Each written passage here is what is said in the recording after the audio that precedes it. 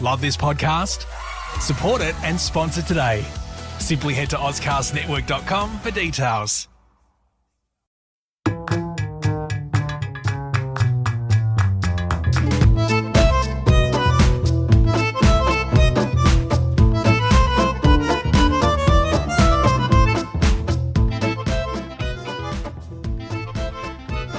Hello everybody, welcome to Talking Tendons. I wanted to get on today and talk about a recent paper from one of my PhD students, and she has just finished actually, so congratulations Fatma. It's Fatma Hassani, and it was published in Sports Medicine Open just recently, and I just wanted to highlight it because I thought it was some interesting findings here. So the title is, Are plantarflex muscle impairments present among individuals with Achilles tendinopathy, and do they change with exercise, systematic review and meta-analysis? So in this meta-analysis, what we're really interested in is, are there plantarflexor muscle impairments? So is the calf basically impaired in people with Achilles tendinopathy? And there was a recent review by Sean McAuliffe and his team, which was a good review. We wanted to look at it in a slightly different way, and that is look at individual impairments rather than combine them all together. So I'll talk about the first question to start with. The first question was, are there impairments? Is the calf weak? And what we found is that yes, it is.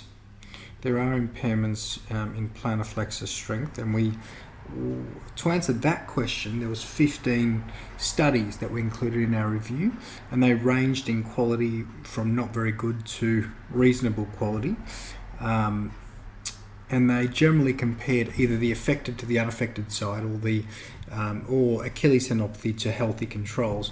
And what we found was interesting. We found that actually the strongest evidence for strength deficits was for torque on the affected versus the unaffected side.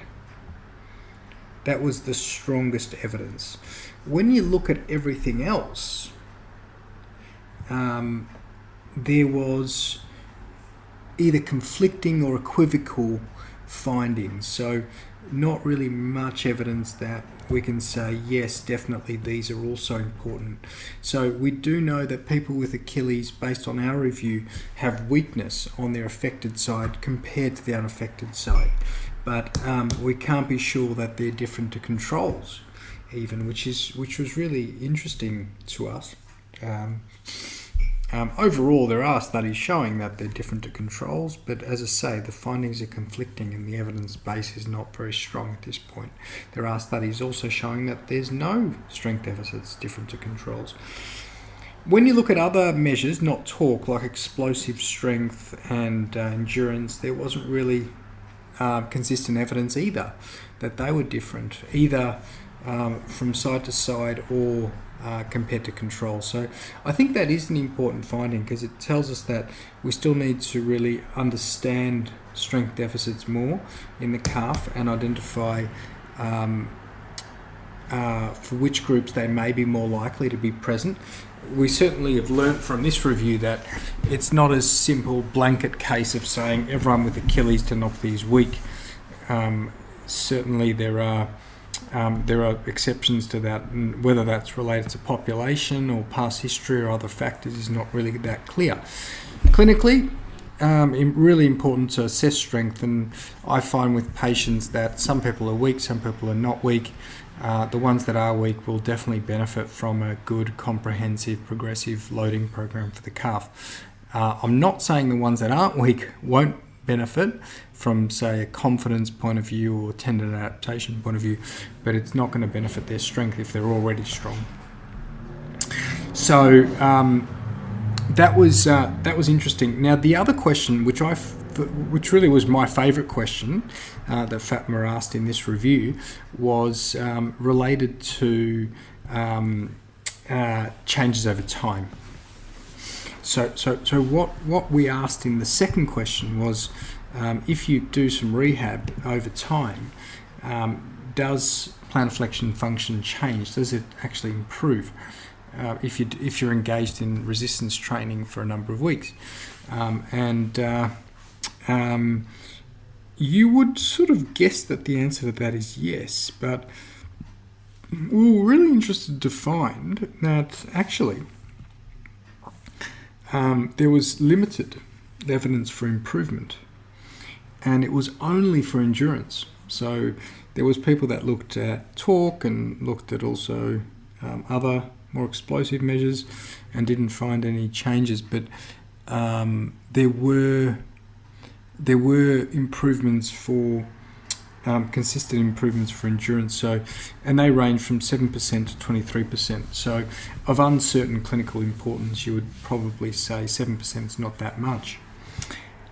So that was interesting. So what it's telling us is that even though there's people engaged in weeks of strength training, they don't necessarily get stronger with all these measures that they're doing. Now that could have two interpretations, and we've written this in the discussion. One is that they're already strong, so they won't necessarily gain much more strength.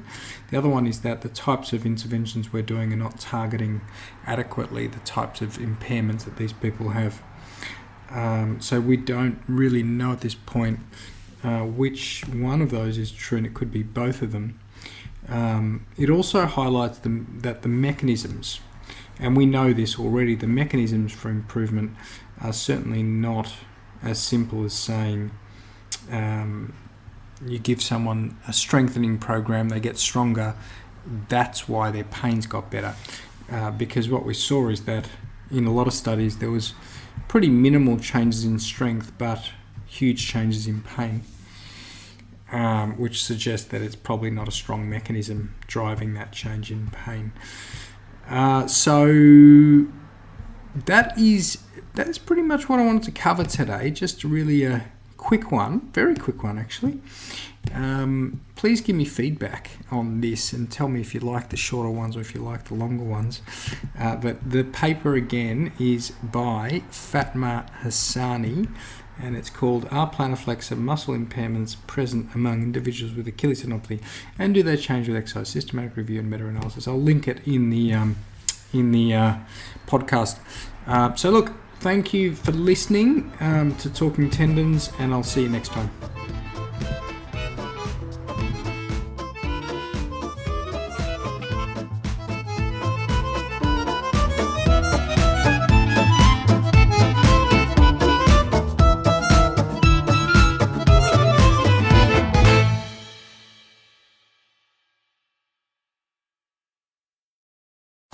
Love this podcast? Support it and sponsor today. Simply head to AuscastNetwork.com for details.